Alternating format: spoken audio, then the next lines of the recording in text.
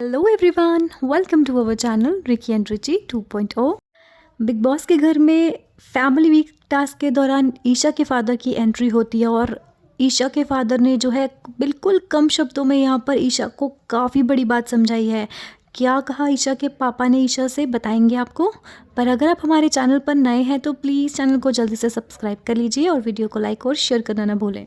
Big Boss के घर में जैसे ही ईशा के फादर की एंट्री होती है, वहीं पर जो है सामने ही ईशा और समर जो है दोनों एक ही ब्लैंकेट के अंदर खड़े होते हैं और फ्रीज होते हैं। यहाँ पर ईशा के फादर का गुस्सा जो है देखते बनता था। ईशा के फादर जो है ईशा को वहाँ से समर के ब्लैंकेट में से हटाकर अपनी तरफ खींच के उसे गले लगाते हैं और यहाँ पर बेटी और बाप दोनों जो है काफ़ी ज़्यादा भावुक नज़र आते हैं। समर जो कि बिल्कुल ईशा के पास खड़े होते हैं, यहाँ पर ईशा के फादर गुस्से में उनको बिल्कुल इग्नोर करते हैं और समर को शायद ये बात समझ नहीं आती और समर जो है फटाफट जाकर उनके पैर छू लेते हैं, जिस पर कि उनको थोड़ा सा समर के फादर जो है उनको थोड़ा मतलब रिस्पॉन्स देते हैं। बट यहाँ पर मुनावर बहुत तेज़ हैं। जैसे ही समर्थ अंदर पानी लेने जाते हैं यहाँ पर ईशा के फादर के लिए, तो यहाँ पे मुनावर जो है वो समर्थ को कहते हैं कि यार कुछ गड़बड़ है, ये जो अंकल का जेस्चर था ना तेरे लिए, ये कुछ ठीक नहीं लग रहा है। यहाँ पर मुनावर चिंटू को कहते हैं कि चिंटू तेरा पत्ता तो कट है लग रहा है। फिर कुछ देर के बाद जो है सब घुल मिल गए और उसके बाद जो है जब ईशा के फादर गार्डन एरिया पे ईशा के साथ अलग से बैठे, तो यहाँ जो है ईशा के फादर का जो मैच्योर नेचर है यहाँ हमें देखने को मिला है। और ईशा के फादर जो है ईशा से सवाल पूछते हैं कि ईशा मुझे एक बात बताओ कि इस गेम में कौन ऐसा इंसान है जिसकी वजह से जो है तुम इफ़ेक्ट होती हो, या तुम्हें ऐसा लगता है कि उसकी बातें ना चाहते हो भी जो है तुम्हें माननी पड़ती हैं उसके प्रेशर के अंडर आकर। यहाँ पर ईशा अपने फादर से काफ़ी ज़्यादा डरती हुई नज़र आ रही है और वो अपने फादर को बिल्कुल धीमी सी आवाज़ में बोलती हैं कि अंकिता जी और विकी भैया। उसके फादर बोलते हैं यहाँ पर कि ऐसा कुछ नहीं है, वो तो नहीं है जिस तुम समझ नहीं रही हो बात। यहाँ पर उन्होंने दबे शब्दों में ही जो है ईशा को समझाने की कोशिश की है कि समझ से बिल्कुल दूर रहो, दूरियां बनाकर रहो। यहाँ पर एक और बात जो है उन्होंने कही ईशा के फादर ने यहाँ ईशा को, कि सलमान सर ने भी जो है तुझे पहले ही समझाया कि इन दोनों से दूर रहना है। नाम बिल्कुल नहीं लिया है ईशा के फादर ने यहाँ पर किसी का भी। हमें तो पता ही है कि यहाँ पर अभिषेक और समर्थ की ही बात हो रही है, तो यही कहा उनके फादर ने कि दोनों से दूर रहो। आप यहाँ पर सोलो गेम खेलने आई हो और अपनी गेम ठीक से खेलो। यहाँ पर ईशा के फादर ने फिर कुछ देर के बाद जो है ईशा को एक बात पूछी। अब यहाँ पर तो उनका सीधा सीधा मतलब जो था हम आपको बताते हैं क्या था, आप भी समझ जाएंगे कि ईशा के फादर ने जो यहाँ पर दबे शब्दों में कुछ समझाने की बात की है, कोशिश की है अपनी बेटी को।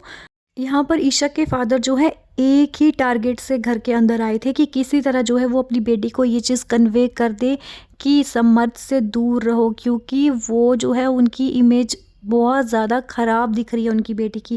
क्योंकि समर्थ और ईशा जो अंदर घर के जो ये किसेस करते हैं, हग्स करते हैं, जो भी इनकी फ़िज़िकल एक्टिविटीज़ जो ये मतलब फैमिली शो में जो ये सब कर रहे हैं, कहीं ना कहीं जो है एक बाप को देखने में अच्छा नहीं लग रहा है।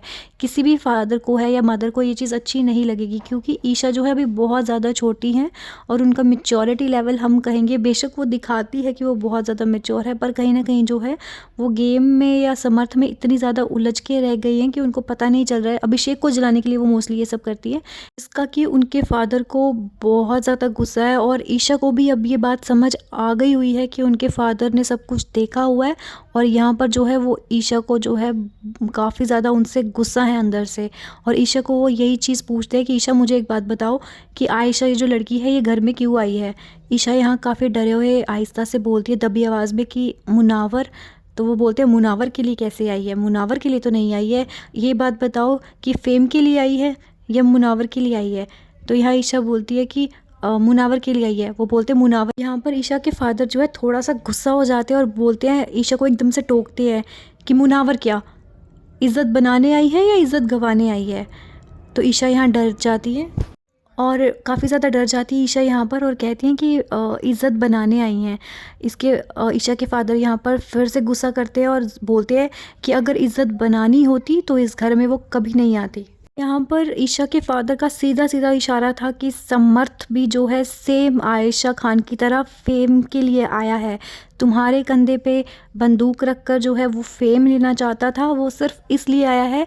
वो तुम्हारे साथ जो है कोई प्यार के झूले झूलने नहीं आया है, वो सिर्फ अपने आप को फेम दिलवाने आया है। और यहाँ पर ईशा के फादर का साफ साफ ईशा को समझाने का मतलब ये था कि समर्थ जो है फेम के लिए आया है, जैसे कि आयशा खान आई।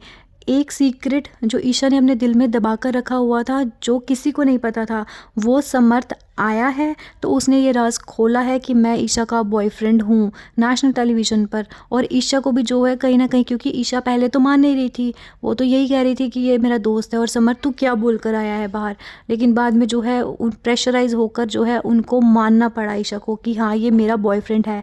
और भी बहुत सारी बातें जो ये समर्थ ने अपने गेम खेलने के चक्कर में और ज़्यादा देर रहने के लिए गेम में यूज़ की, जैसे अभिषेक को बहुत ज़्यादा पोकिंग करना और ईशा को भी जो है उस चीज़ में मिलाना। और इस चक्कर में हुआ क्या, दोनों लड़कों का तो कुछ नहीं गया, हुआ जो नुकसान है वो ईशा का हुआ है, क्योंकि उनकी इज्जत और उनकी बातें जो पर्सनल हैं वो कुछ उनके मुंह से निकली और कुछ अभिषेक के मुंह से निकली। और जो है ईशा का जो पूरा कैरेक्टर है वो यहाँ पर डाउन हुआ है सिर्फ और सिर्फ समर्थ की वजह से। साथ ही साथ आपने एक चीज़ नोट की होगी कि समर्थ जो है वो पूरी तरह ईशा को जो है मैन्युपुलेट करता है। अगर वो उसकी बात कोई ना माने, जैसे वो उसको कहता है कि अभिषेक से बात मत करो, तो यहाँ पर जो अगर ईशा उसकी बात नहीं मानती है तो वो ईशा को जो है वो उससे नाराज़ हो जाता है और कहीं ना कहीं जो है उस पर दबाव डाल के रखता है कि मेरे हिसाब से गेम खेलो।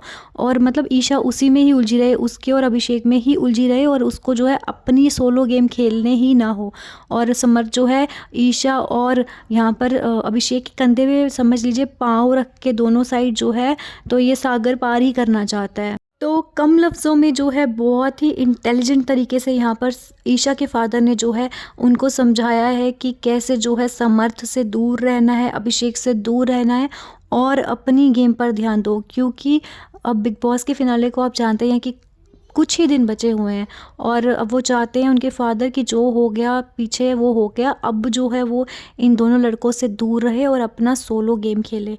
आपकी क्या राय है इस पूरे मामले में, ज़रूर बताइएगा हमें कमेंट्स में और बने रहिए हमारे साथ बिग बॉस की लेटेस्ट अपडेट्स के लिए। And thank you everyone.